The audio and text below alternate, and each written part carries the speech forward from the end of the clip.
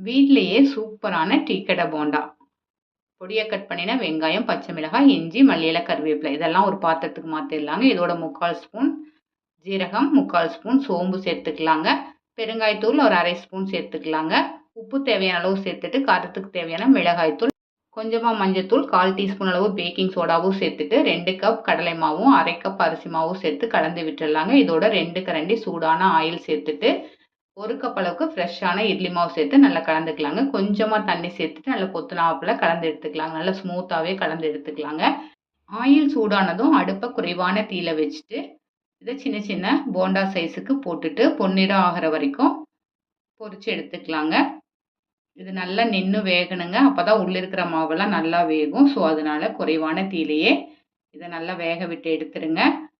சூப்பரான கொஞ்சம் கூட ஆயிலே பிடிக்காத டீ கடை போண்டா ரெடி. ட்ரை பண்ணி பாருங்க.